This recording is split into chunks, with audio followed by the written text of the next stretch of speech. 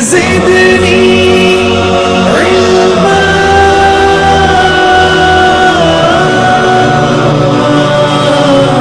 जल्दी मैं स्टार्ट करूं ना। बस हम लोगों ने लास्ट टाइम स्टार्ट किया था रेलिवेंट कॉस्टिंग, ठीक है, decision making, short term decision making based on relevant costing, जिसमें हम लोगों ने पढ़ा what is relevant cost. Any cost will be a relevant cost if it has 3 characteristics, all 3, even 1 is missing, that is not relevant cost. It should be future, it should be cash flow, it should be differential. Differential means it can be incremental, it can be decremental, दोनों हो सकते हैं। फिर हम लोगों ने discuss किया था अपॉर्चुनिटी कॉस्ट भी most of the time relevant cost होती है। फिर हम लोगों ने कुछ चीजें, कुछ रूल्स डिसाइड किए थे कि मोस्ट ऑफ द टाइम जो फिक्स कॉस्ट होती है वो रेलिवेंट नहीं होती most of the time, but हो भी सकती है किसी सिचुएशन में। और हम लोगों ने डिस्कस किया था कि वेरिएबल कॉस्ट जो है वो often it is a relevant cost, sometimes नहीं भी हो सकती, ठीक है। क्राइटेरिया वही है, डिफरेंशियल, फ्यूचर और कैश फ्लो।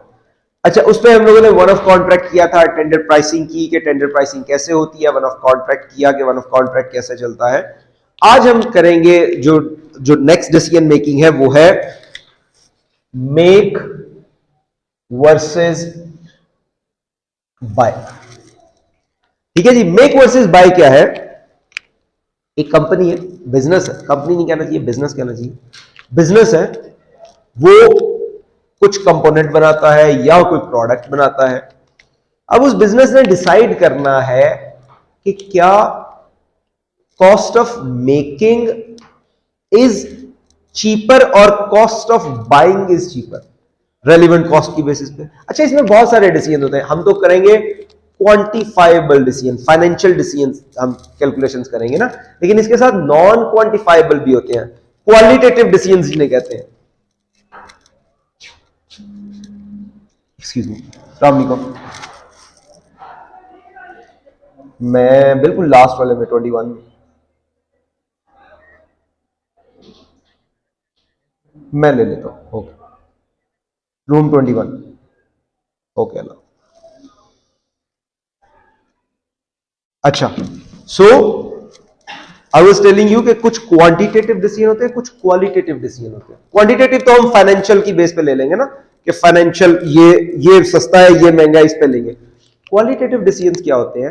अगर आप खुद बनाने की बजाय बाहर जा रहे हैं तो ऑब्वियसली उन्हें आपको अपनी लिस्ट देनी पड़ेगी, उन्हें अपनी प्रोडक्ट कंपोनेंट की लिस्ट देनी पड़ेगी, सीक्रेसी आउट होगी। अच्छा, क्या वो जो सप्लायर है जिससे आप जा रहे हो, क्या इतना वो रिलायबल है कि वक्त टाइम पे वो चीजें ऑर्डर कर सकते, चीजें बना, क्या जो फॉलो अप ऑर्डर होंगे उसके लिए भी वही एफिशिएंसी होगी कि नहीं? अल्हम्दुलिल्लाह, ये फरहान भाई, थैंक यू सो मच।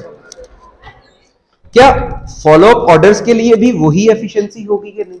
ये सारे क्वेश्चंस हैं, ठीक है, सारे क्वेश्चन है, और भी क्वेश्चन है। अच्छा, और क्वेश्चन क्या है? क्या क्वालिटी वही मिलेगी कि नहीं?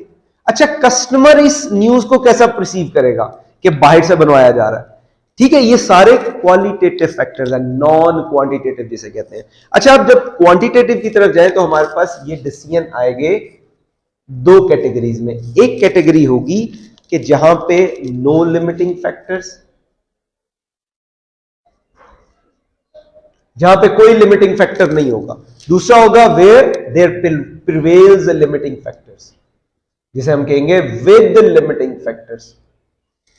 ठीक है जी, नो लिमिटिंग फैक्टर होंगे उसके लिए तो हम एक अप्रोच यूज कर लेते हैं, जो भी यूज करेंगे विद लिमिटिंग, मतलब if there will be no limiting factor, उसके लिए तो जो अप्रोच यूज होगी वो कर लेते हैं, स्ट्रेट फॉरवर्ड अप्रोच है। अगर विद लिमिटिंग फैक्टर है तो फिर हम क्या करेंगे? हम देखेंगे कि मेक और बाय, इसकी कॉस्ट कितनी है, तो हम इन दोनों की कॉस्ट से कॉस्ट सेविंग निकाल लेंगे। ठीक है, हम क्या करेंगे? कॉस्ट सेविंग निकालेंगे। अच्छा, इसके साथ विद लिमिटिंग फैक्टर एंड, मैं एक और ऐड करता हूं, and multiple products, means multiple products हैं और लिमिटिंग फैक्टर। तो फिर हम कौन सी खुद बनाएं, कौन सी बाहर से लें? तो बड़ा सिंपल सा, देखो again cost and benefit analysis, दोबारा कहता हूं कॉस्ट अकाउंटिंग स्टार्ट ही हम लोगों ने यहां से की थी जब पढ़ी थी कि there are 8 attributes of good information, accurate information जिसे हमने कहा था, उसमें एक जो था वो था कॉस्ट इफेक्टिवनेस, कि benefit should be greater than the cost. Everywhere we use, even in our life we use the same scenario कि benefit should be greater than the cost. तो होगा क्या, अगर कोई प्रोडक्ट जो है या कोई आइटम जो है वो बनाने की कॉस्ट, खुद बनाने की कॉस्ट ज्यादा है, बाहर से खरीदने की कम है और आपके पास मल्टीपल है, तो आप पहले वो बनाओ जिससे सबसे ज्यादा सेविंग होगी. हम कॉस्ट सेविंग जिससे ज्यादा कर सके वो खुद बना लो, जिससे कॉस्ट सेविंग कम होगी वो बाहर से बनवा लो. ठीक है जी. हम ये सारा सिनेरियो है किसका, मेक वर्सेस बाय का. इसके ऊपर 2 क्वेश्चन करेंगे, एक विद नो लिमिटिंग फैक्टर, एक with limiting factor with multiple products. तो हमारा ये वाला डिसीजन भी पूरा हो जाएगा. Please open your books open कर लें. आपकी बुक किधर है दोनों की है? आप खुद नहीं भूले अपने आप को लाना.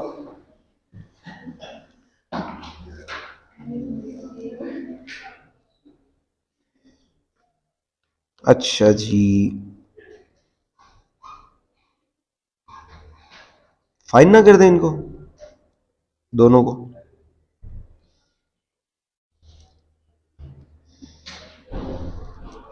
पेज नंबर कौन सा? 184. ओके ओके जी. Test understanding 3. Let's read KRS. Everyone is there? Okay. KRS Limited is considering whether to administer its own purchase ledger or to use external accounting service. It has obtained the following cost estimates for each option. अच्छा, अब situation क्या है? Situation ये है कि एक company है जिसका अकाउंटिंग डिपार्टमेंट, वो सोच रहे हैं कि अपना अकाउंटिंग डिपार्टमेंट सेटअप करें या अकाउंटिंग सर्विसेज आउटसोर्स कर दें, बाहर से ले ले. ठीक है जी. अच्छा, उसके लिए हमें इंफॉर्मेशन जो दी है उसने, वो क्या है, कहता है अगर इंटरनल अपना डिपार्टमेंट सेटअप करते हैं तो उसके लिए होगा क्या. देखो, अगेन रेलेवेंट कॉस्ट फ्यूचर की होगी, कैश फ्लो होगा और डिफरेंशियल होगी. अब वो डिसाइड कर रहे हैं, today they are deciding, okay we want to either we want to start an internal department or we are going to outsource the services. If they go towards setting up their own internal department, तो फिर क्या cost होगी वो बता रहा है. अगर अपना सेटअप करते हैं तो कॉस्ट कौन सी होंगी? सबसे पहले तो हार्डवेयर और सॉफ्टवेयर परचेज करना पड़ेगा. ठीक है, तो हम लिख लेते हैं यहां पे हार्डवेयर सॉफ्टवेयर कॉस्ट कितनी है? 320. Every amount is in dollars, तो 320 आ गया. अच्छा, अगर वो अपना इंटरनल डिपार्टमेंट स्टार्ट करेंगे तब उन्हें हार्डवेयर सॉफ्टवेयर खरीदना पड़ेगा.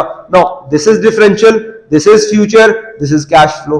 अच्छा, यहां पे सिचुएशन चेंज हो जाती है. अगर उसने कहा होता कि ऑलरेडी हैव बॉट हार्डवेयर और सॉफ्टवेयर, तो तब ये रेलिवेंट ना रहती कि अपना, अब वो डिसाइड कर रहे थे अपना सेटअप करने के लिए, तब ये it would not have been relevant cost. ठीक है जी. अच्छा, आगे आते हैं. वो कहता है मेंटेनेंस. ऑब्वियसली जब हार्डवेयर और सॉफ्टवेयर लेंगे उसकी मेंटेनेंस कॉस्ट होगी, वो कितनी है? That is 750. अच्छा, उसके बाद कहता है अकाउंटिंग. अगर अपना इंटरनल डिपार्टमेंट सेटअप करते हैं, अकाउंटिंग स्टेशनरी लेनी पड़ेगी. क्या वो डिफरेंशियल होगी? यस. क्या वो कैश फ्लो होगी? यस. क्या वो फ्यूचर है? यस. तो स्टेशनरी की कॉस्ट भी आ जाएगी. कितनी है स्टेशनरी की cost? That is 500. Okay. Last में वो कहता है फिर क्लर्क की जो है आपको सैलरी भी देनी पड़ेगी. कितनी? 6000 की. तो टोटल करो जरा इसका. ये है cost of setting up internal department. 7000. दोबारा बोला 7570 ये है इंटरनल सेटअप करने की. ठीक है, अब चलते हैं एक्सटर्नल पे. अगर आउटसोर्स करें तो क्या होगा? वो कहता है अगर आउटसोर्स करें तो हमारे 3 बेसिकली प्रोसेसेस होते हैं, 3 चीजें होती हैं. एक वो कहता है हम लोगों ने इनवॉइसेस प्रोसेस करनी होती हैं, तो प्रोसेसिंग ऑफ इनवॉइसेस. अच्छा, वो कितना है? वो कहता है 0.5 पर डॉक्यूमेंट. और टोटल कितने डॉक्यूमेंट होंगे पूरे साल में? 5000. तो हम क्या करेंगे? 0.5 multiply by 5000, so this will B how much, 10 5 2500। ठीक है जी। फिर वो कहते हैं जी चेक्स को भी प्रोसेस करना होगा, तो हम कहते हैं प्रोसेसिंग ऑफ चेक्स, वो कितना है, that is again $0.5 multiply by how many, ये डॉलर है, ये भी डॉलर है, multiply by 4000, so this is 2000। और लास्ट पे कह रहा है reconciling supplier accounts, supplier accounts को रिकंसिलेशन करनी है, तो रिकंसाइलिंग अकाउंट्स, उसके लिए क्या चाहिए, उसके लिए वो कहता है $2 पर सप्लायर है, लेकिन पर मंथ है, हम तो पर एनम कर रहे हैं, तो इसको मल्टीप्लाई करेंगे हम किससे, हम मल्टीप्लाई करेंगे 12 से, और इसको मल्टीप्लाई कर देंगे, टोटल सप्लायर्स कितने हैं 150। ठीक है, $2 पर सप्लायर, सप्लायर कितने हैं 150, और चूंकि उसने मंथली डेटा दिया तो उसे कन्वर्ट करना है हम लोगों ने पर एनम पे, क्योंकि सारा डेटा पर एनम है, तो ये कितना बन जाएगा 3600। जब इनका टोटल किया तो हमारे पास कितना आ जाएगा 4181। So you have both relevant cost. Cost of setting up the department is 7,570, while cost of outsourcing is 8,100. Now you have to decide where you will be going. Okay, financial decision तो straightforward है ना, कि you will be going for internal setup. लेकिन इसमें बहुत सारी फिर चीजें होंगी। अभी इसमें एक हम लोगों ने स्पेस की कॉस्ट नहीं डाली। अगर इंटरनल डिपार्टमेंट सेटअप नहीं करते तो शायद वो स्पेस जो है वो आप कहीं आउटसोर्स कर सके, वहां से भी पैसे आ सके। अगर वहां से पैसे आते तो फिर इसको हम माइनस करते, या यहां से माइनस करते थे, या यहां पे ऐड करते, दोनों चीजें चलती हैं रेलिवेंट के लिए, अपॉर्चुनिटी कॉस्ट हो जाती है ना बेसिकली। अच्छा, और क्या हो सकता है, और अगर हम इंटरनल डिपार्टमेंट सेटअप करते हैं तो जो अकाउंटिंग क्लर्क है, क्या पता उसकी इतनी एक्सपर्टीज ना हो, क्योंकि वो पार्ट टाइमर है, और जब इनके पास जाते हैं तो इनके पास जो है वो ये चार्टर्ड अकाउंटेंट्स हैं, ये प्रोफेशनल्स हैं। अब ये क्वालिटेटिव डिसीजन है, ये मैनेजमेंट ने डिसाइड करना है, ये मैनेजमेंट अकाउंटेंट ने डिसाइड करना है अलोंग विद दीज फिगर्स। बहरहाल हमें अभी कुछ पता नहीं है, तो based on the financial data will choose for setting up own department. हाँ, वो क्वालिटेटिव डिसीजन जो हम लोगों ने क्लास के स्टार्ट पे डिस्कस किया है कि क्वालिटी कितनी है जो ये प्रोवाइड करेगा, क्वांटिटी क्या इसके पास कैपेसिटी है ये सारी चीजें प्रोवाइड करने की, क्या लॉन्ग टर्म रिलायबिलिटी है। हाँ, अगर आउटसोर्स में जाते हैं तो ये डेटा सीक्रेट डेटा है, ये तो नहीं उनके पास चला जाएगा, ये सारे क्वालिटेटिव डिसीजन है। ठीक है जी, ये है हमारे पास कौन सा, जहां पे हम मेक वर्सेस बाय में जाते हैं, जहां पे there is no limiting factor. But when there is a limiting factor और विद मल्टीपल प्रोडक्ट्स, तो फिर हम क्या करते हैं, फिर हम कैलकुलेट करते हैं कॉस्ट सेविंग। कॉस्ट सेविंग कैसे कैलकुलेट होती है, cost, what is cost of making and what is cost of buying, इन दोनों में हम डिफरेंस लेके कॉस्ट सेविंग फाइंड आउट कर लेते हैं। अच्छा, ये 4 स्टेप पे होगा। स्टेप 1 में हम क्या करेंगे, cost saving per unit find out करेंगे, स्टेप 1। स्टेप 2 में हम क्या करेंगे, कॉस्ट सेविंग पर यूनिट पर लिमिटिंग फैक्टर कैलकुलेट करेंगे। फिर हम तीसरे स्टेज पे उसकी रैंकिंग करेंगे, जो जहां सबसे ज्यादा सेविंग हो रही होगी ना, क्योंकि सेम रिसोर्सेज लग रहे हैं ना, तो वही रिसोर्स लगा के जहां सबसे ज्यादा सेव कर रहे हैं वो खुद बनाए, जहां कम सेव हो रहा है वहां बाहर चले जाए, कम सेव वाला बाहर से बनवा ले, ज्यादा सेव वाला खुद बना ले। तो कब होगा, ऑब्वियसली जब लिमिटिंग फैक्टर होगा। अगर लिमिटिंग फैक्टर है ही नहीं है फिर तो प्रॉब्लम ही नहीं। ठीक है, तो 4 स्टेप होंगे। पहले में कॉस्ट सेविंग फाइंड आउट करेंगे, कैसे कॉस्ट सेविंग कैलकुलेट होगी, what is relevant cost of making, what is relevant cost of buying, इन दोनों में डिफरेंस लेके कॉस्ट सेविंग आ जाएगी। फिर हम क्या करेंगे, कॉस्ट सेविंग पर लिमिटिंग फैक्टर, पर यूनिट पर लिमिटिंग फैक्टर कैलकुलेट कर लेंगे। फिर हम क्या करेंगे, नेक्स्ट स्टेप में रैंक कर लेंगे, और उससे नेक्स्ट स्टेप में हम लोग जो है वो ऑप्टिमल प्रोडक्शन प्लान बना लेंगे। कोई सवाल यहां तक? हाँ, ऑब्वियसली ठीक है। अच्छा जी, स्टार्ट करते हैं हम लोग test your understanding. Next test your understanding कौन सी है, 4 है। ये जो 7 उसने दिए है ना, बाकी फैक्टर्स वो हम पढ़ भी लिए और भी पढ़ लेंगे। Let's read the question. क्या कहता है, कहता है company manufactures 4 components LMNP। Let me write it over here, LMNP। ठीक हो गया, okay. So which are incorporated into different products, all the components are manufactured using the same general purpose machinery। एक ही किस्म की मशीनरी यूज होकर बन रहे हैं, ठीक है। और क्या है, the following production cost and machine और data are available together with the purchase price from the outside supplier. तो उसने आपको दिया LMNP की डायरेक्ट लेबर दे दी, डायरेक्ट मटेरियल दे दिया, वेरिएबल ओवरहेड दे दिया, फिक्स्ड ओवरहेड दे दिए और टोटल कॉस्ट उसने दे दी चारों कंपोनेंट्स की। और उसने कॉस्ट ऑफ कौन सी दे दी, कॉस्ट ऑफ बाइंग भी दे दी। तो late me right first cost of buying. Cost of buying क्या है, अच्छा विल यूज रेलिवेंट कॉस्ट। तो cost of buying obviously variable cost होगी, तो दैट इज रेलिवेंट फ्यूचर होगी, डिफरेंशियल होगी और जो है वो कैश फ्लो होगी। तो कॉस्ट ऑफ बाइंग कितनी है, उसने कहा जी $57, $55, $54 एंड $50, राइट। अब हमें चाहिए कॉस्ट ऑफ मेकिंग। अब हमें क्या चाहिए, कॉस्ट ऑफ मेकिंग। अच्छा, कॉस्ट ऑफ मेकिंग के लिए आपके पास दो अप्रोचेज हैं। या तो आप क्या करो, जितनी भी वेरिएबल कॉस्ट है उसको ऐड कर लो, या आप क्या करो, जो उसने टोटल कॉस्ट दिया ना आपको 55, 46, 34 एंड 23, उसमें से फिक्स को माइनस कर दो। दोनों approaches are equally good, but the thing is जो पहली अप्रोच है उसमें आपको थोड़ा ज्यादा काम करना पड़ेगा कि डायरेक्ट मटेरियल, डायरेक्ट लेबर और वेरिएबल ओवरहेड को ऐड करोगे तब आंसर आएगा। तो जब उसने ऑलरेडी कैलकुलेट करके दिया है जो कि टोटल कॉस्ट है 55, तो जब उसमें से फिक्स्ड ओवरहेड को 10 को माइनस कर देंगे तो will gate how much, that will be 45। ठीक है, अच्छा उसके बाद एम के लिए 46 टोटल है, 46 में से 6 को माइनस कर दो तो this will be 40। Then we have 34 तो 30 और देन वी हैव 23 तो विल गेट 20। फिक्स कॉस्ट को minus, fix cost is not relevant cost, ठीक है, इसलिए हम लोगों ने उसे माइनस कर दिया। अच्छा अगेन दोबारा कह रहा हूं, अदरवाइज आप क्या करो, अदरवाइज आप अगर इसको ही देखें, अदरवाइज आप क्या करो 12 + 25 + 8 तो ये भी 40 बनता है। ठीक है, तो this is only how efficiently you can use your time and resources.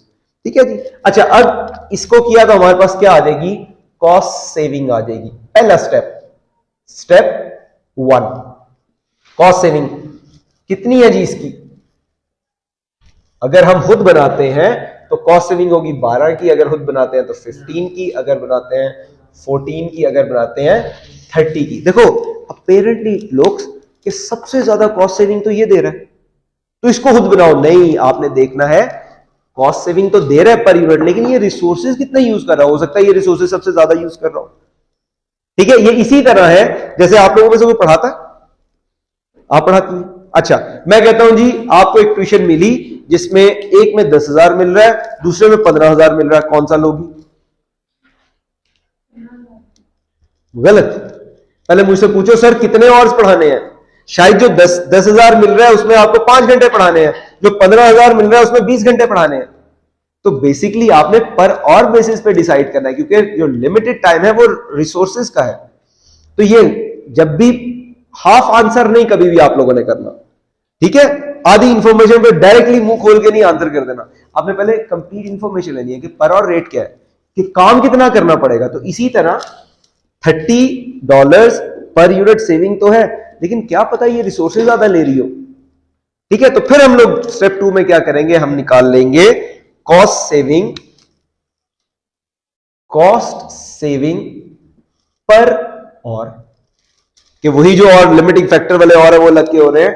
तो 12 को डिवाइड कर देंगे, कितने और लग रहे हैं भाई, मशीन और 3, 15 को डिवाइड कर देंगे 5 पे, 14 को डिवाइड कर देंगे, ये 14 नहीं 24 है,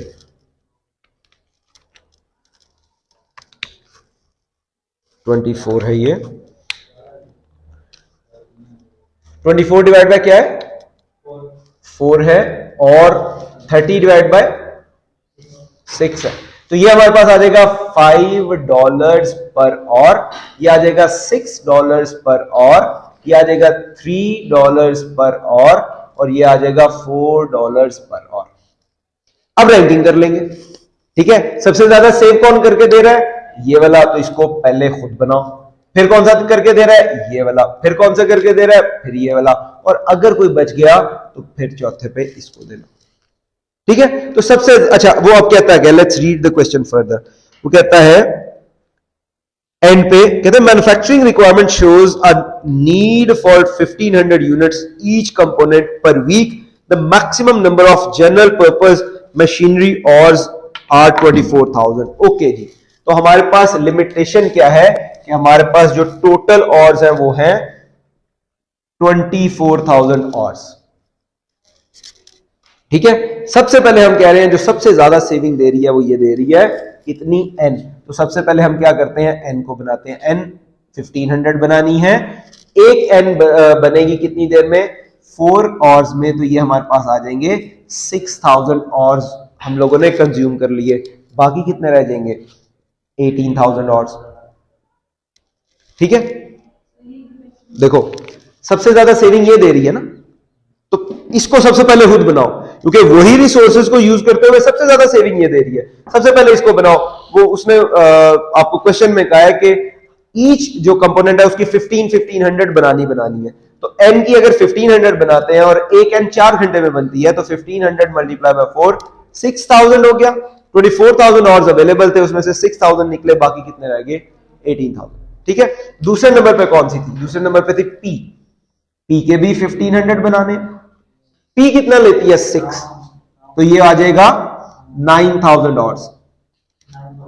अच्छा, पीछे रह गए 9000 आवर्स। ठीक हो गया। अच्छा, उसके बाद तीसरे नंबर पे हमें जाना है एल में। एल कितनी बनानी है, वो भी 15, और एल 1 मिनट जो है कितना टाइम लेती है, दैट विल बी 3 आवर्स। तो हमारे पास हो जाएगा 4500 आवर्स। ओके, हमारे पास आ गया 4500 आवर्स, बाकी रह गए। अब लास्ट पे जाना है, लास्ट पे कौन सी है, फोर्थ वाली, एम। अच्छा, एम के अगर हम 1500 पूरे बनाए, जरा ये फोकस करना, तो हमें कितने चाहिए, ये एक लगाती है 5 में, तो हमें चाहिए होंगे 7500 आवर्स, लेकिन हमारे पास तो है ही 4500, जो कि ऑब्वियसली जब हम इसे यूज कर लेंगे तो यहां पे हमारे पास नील आ जाएगा। ठीक है, अब हमारे पास है ही 45 है, तो हम क्या करते हैं, हम रिवर्स चलते हैं। अच्छा, इसको तो चेंज नहीं कर सकते, ये तो पर यूनिट उतना है, अल्टीमेटली इसको चेंज करना पड़ेगा, ये आ जाएगा 900। तो हम क्या करेंगे, हम ये बना लेंगे खुद, इसको करेंगे मेक, वाइल जो एडिशनल 600 है अगर उसकी जरूरत होगी तो बाकी के जो 600 है, 600 ऑफ एम जो है वो हम अगर पॉसिबल हुआ तो उसे बाय कर लेंगे। ठीक हो गया, कोई सवाल, इजी है, बहुत इजी है। इसकी फोटो ले लो।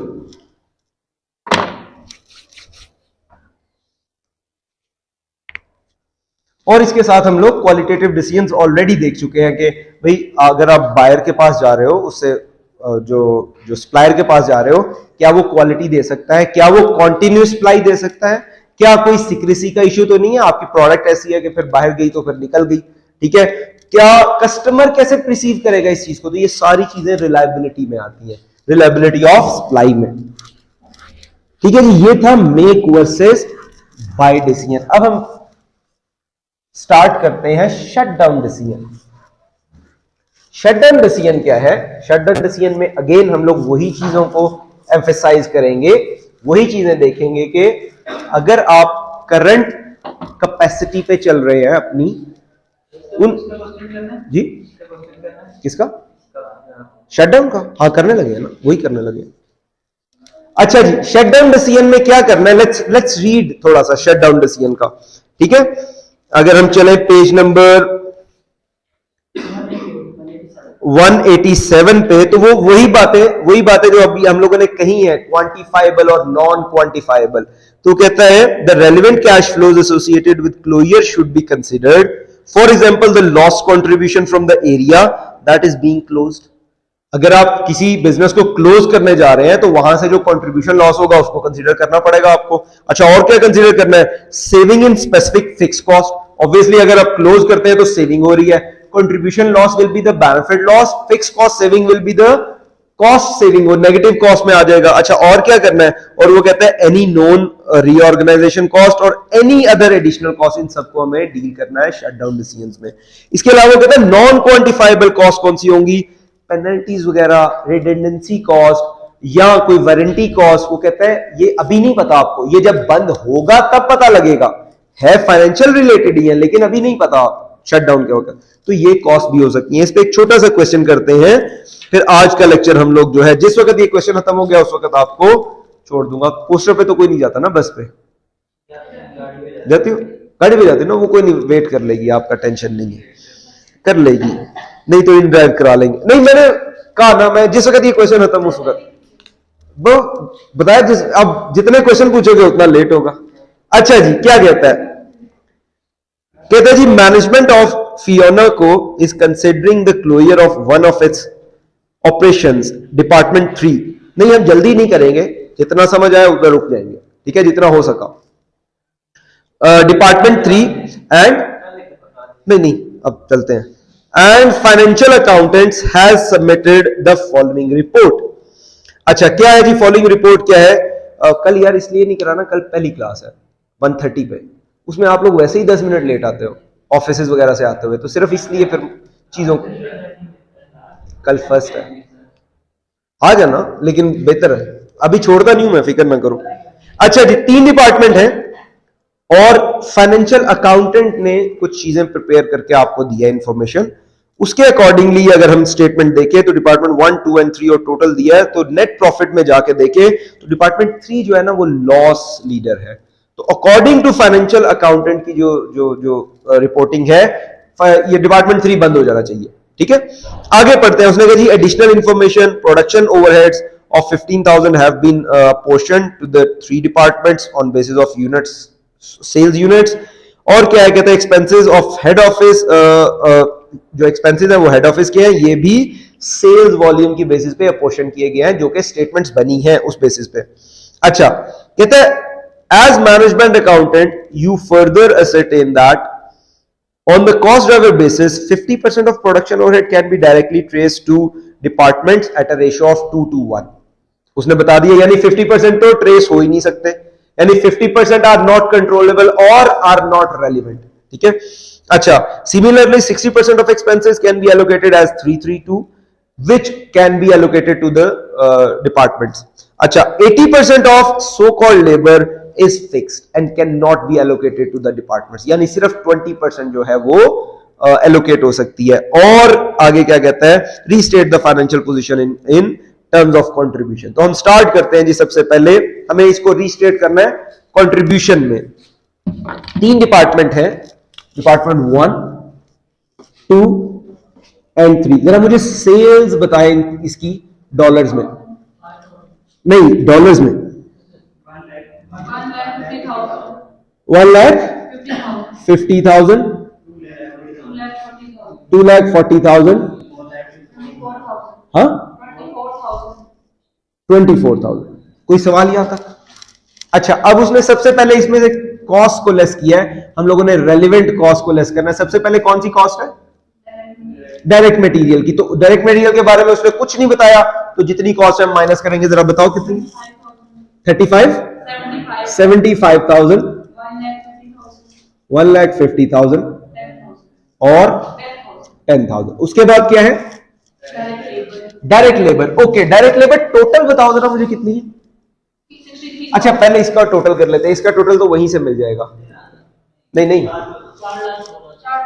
और इसका डायरेक्ट मटेरियल 235,000, ठीक है जी। डायरेक्ट लेबर टोटल कितनी है? डायरेक्ट लेबर टोटल 63,000, जिसमें वो कहता है कि 80% जो है वो फिक्स है, 80% फिक्स है और 20% जो है वो वेरिएबल है। 80% कितना बना इसका? $50,400 फिक्स है और 20% $12,600 जो है वो वेरिएबल है। विच कैन बी, वो किस बेसिस पे हो सकती है? वो सेल्स वॉल्यूम की बेसिस पे हो सकती है। अच्छा सेल्स वॉल्यूम कितना है? टोटल सेल्स वॉल्यूम जरा बताओ, वॉल्यूम यूनिट्स 13,000, तो इसको हम डिवाइड कर देंगे 13,000 पे। अब होगा क्या? डिपार्टमेंट 1, 2 3, हम क्या करेंगे 12,600 divide by 13,000, 12,600 divide by 13,000, 12,600 divide by 13,000, जरा मल्टीप्लाई करो इनकी अपनी अपनी यूनिट से, कितनी कितनी यूनिट्स है इनकी, 5,000, 6,000 एंड 2,000, बताते जाओ भाई कितनी कितनी आ रही है। पहला क्या है 4846 पॉइंट, चलो 4846 आ गया, सारे कैलकुलेट करो ना यार, जल्दी हो जाएगा।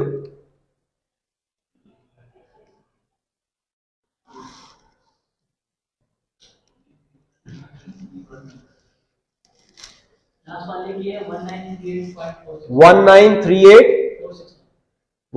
थ्री एट पॉइंट, अच्छा 58, ठीक है, तो इसको एक को 9 कर लेते हैं, ठीक है, क्योंकि सारे ही राउंडिंग में थे ना, तो एक को 9 कर दिया। अच्छा यहां पे ले आते हैं इसको, डायरेक्ट लेबर कितनी कितनी है, 4846,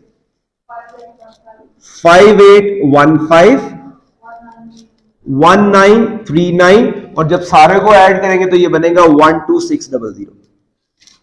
कोई सवाल, क्लियर है? अच्छा उसके बाद उसने क्या दिया, production overhead, production overhead total कितने हैं, यहां पे भी ले आते हैं, प्रोडक्शन ओवरहेड टोटल है 15,000 के, बट उसने क्या कहा प्रोडक्शन ओवरहेड का, हमें क्या दिया, उसने कहा जी 50% production overhead can be directly trace to departments at a ratio of 2 to 1।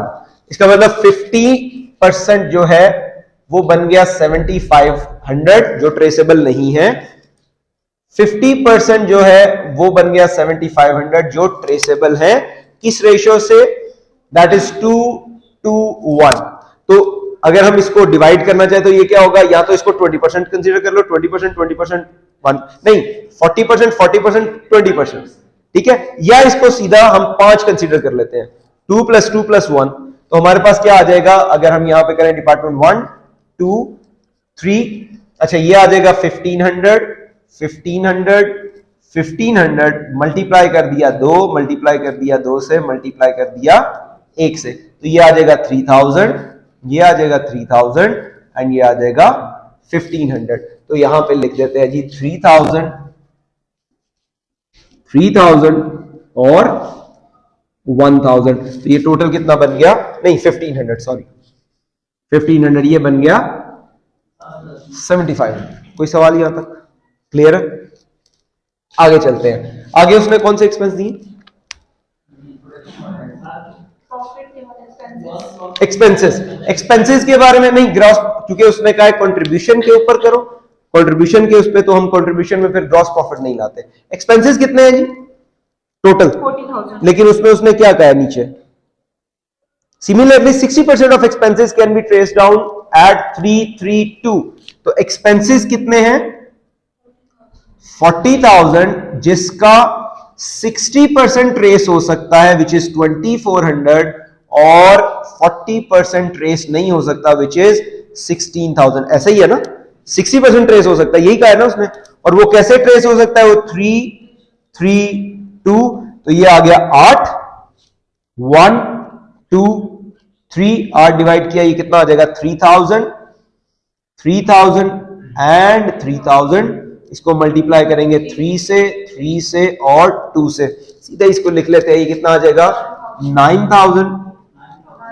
9000, 6000, total हो जाएगा 24,000। जरा बताओ मुझे कैलकुलेट करके, अच्छा ये अलग कैलकुलेट करना, ये अलग, फिर ये अलग, फिर इन तीनों को ऐड करके देखेंगे बराबर आ रहा है कि नहीं, कहीं गलती तो नहीं, हाँ इसमें से सबको लेस करना, इसमें से सबको लेस करना,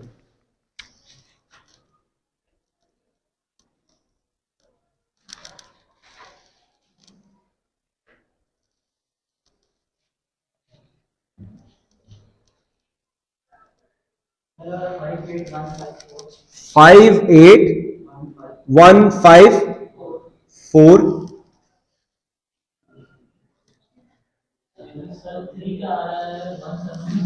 17439,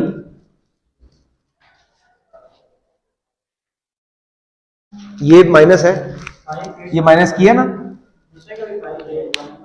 नहीं यार ये 1 ये नहीं आएगा,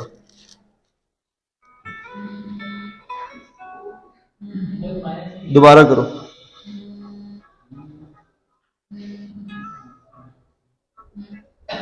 अस्सलाम वालेकुम जी असद भाई।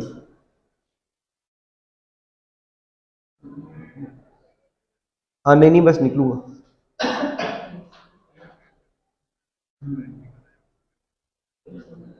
हाँ बस उतार दीजिएगा, थैंक यू, मैं आ रहा हूँ 5 मिनट। अच्छा आ गया, थैंक यू अल्लाह जी। दूसरा कितना है? 72185 और ये 1 कितना 4561 और ये इसमें से माइनस करके नहीं आ सकता है। 3 लाख कैसे आ सकता है यार, खुदा के बंदे 4 लाख ये है, 235 इसमें से माइनस हो रहा है, 3 लाख कहां से निकल आएगा तुम्हारा? मेरे हिसाब से 1356 कैसे हो सकता है यार? 24,000 ये है, 10,000 ये जा रहा है, 6,000 ये जा रहा है, 16,000 तो ये जा रहा है, तो तुम्हारा कैसे 17 आ जाएगा?